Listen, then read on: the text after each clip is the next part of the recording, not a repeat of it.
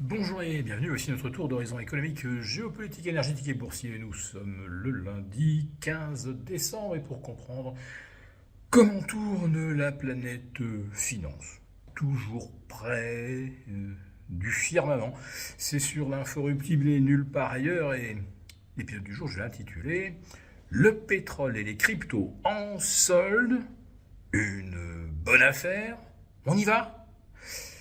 Alors je vais commencer par le pétrole avec un baril de Brent et de WTI retombé sur des planchers que l'on avait donc testés aux alentours du 20 octobre dernier.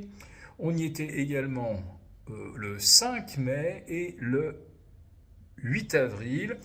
60,5 pour un baril de Brent. On est à peine à 56,80 sur le WTI. Alors oui, vraiment là, on commence à atteindre des zones où on n'est pas loin du trou d'air potentiellement. Oui, mais on est peut-être également très très proche d'un rebond.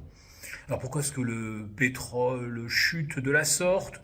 Un hiver pas assez rigoureux, une offre de pétrole qu'on considère toujours comme pléthorique face à une activité industrielle qui ralentit. Bah ça c'est une indication dont on doit évidemment tenir compte. Le portrait qu'on nous brosse des États-Unis et de la Chine n'est peut-être pas aussi dynamique que Wall Street semble le penser. Je vous le disais en préambule, les indices restent au firmament, puisque nous avons à l'instant un Dow Jones tout proche de ses records absolus à 48 450. Allez, un petit effort, on repasse au-dessus des 48 500 et on aura un nouveau plus haut historique ce soir. On a un S&P toujours assez proche des 6900. Les habillages de bilan battent leur plein. C'est la séance des 4 sorcières vendredi. Il reste 2 ou 3 jours où on peut vraiment y aller de bon cœur. En plus de ça, avec des volumes tellement inexistants qu'avec quelques contrats à terme, on fait monter les indices un peu comme on veut. Bon, aujourd'hui, c'est le luxe qui tire le CAC 40. C'était LVMH ce matin, c'est Kering qui a pris le relais. Donc, le CAC 40 à 8150, eh bien, ça ne fait maintenant que 3 semaines qu'on est coincé au sein d'un corridor 8050, 8150, 3 semaines sans volatilité. Alors peut-être que cette volatilité va réémerger côté pétrole, car soit ça va rebondir et ça va rebondir fort, soit ça casse les 60,5 sur le Brent, ça casse les 56,5 sur le WTI, et bien là, on verra certainement une chute du baril de Brent vers les 57 et le WTI, on pourra le retrouver à 54,50.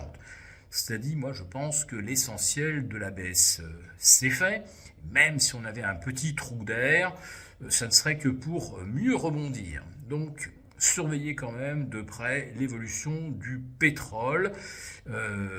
Sachez qu'à moins de 57 dollars le baril sur le WTI, les producteurs texans, beaucoup ne sont plus rentables. Même chose pour ceux du Dakota du Nord, des grandes plaines. Ils sont plutôt confortables lorsque le baril gravite au-delà des 70. Quant à l'Arabie Saoudite, ne vous en faites pas pour elle, même à 57 dollars, ils sont encore largement gagnants, sauf que le pays a des projets colossaux d'investissement. Alors pas seulement dans Neom, dans The Line, mais également dans l'IA.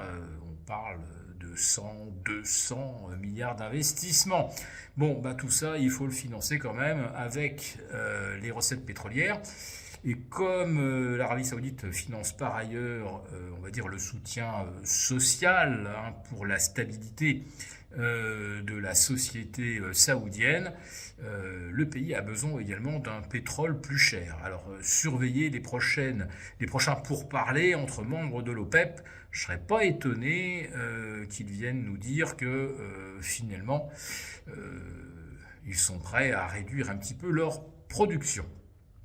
En ce qui concerne les cryptos, alors là on assiste à un nouveau trou d'air. C'est arrivé il n'y a même pas une heure, autour de 14h30, 15h. Voilà que le Bitcoin perd brusquement, moins 2%, revient sur 87 000, qui est un support à considérer, même 87 500 si on trace une oblique par les récents plus bas. Sur l'Ethereum, on n'est pas très loin de casser la barre des 3000. Là, ça devient un tout petit peu chaud.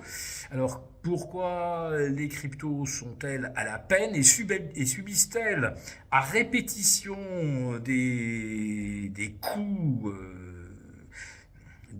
de bambou, des liquidations massives en quelques minutes?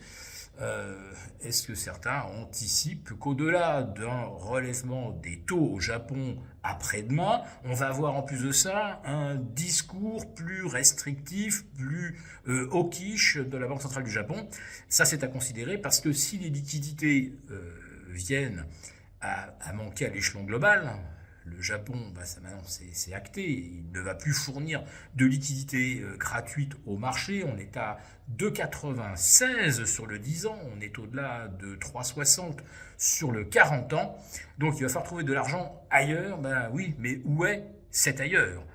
Donc si les opérateurs commencent à se désengager des actifs un peu virtuels et notamment de l'IA, ça serait bien pour revenir sur des actifs beaucoup plus tangibles et concrets, et je pense en particulier donc au pétrole, aux valeurs pétrolières.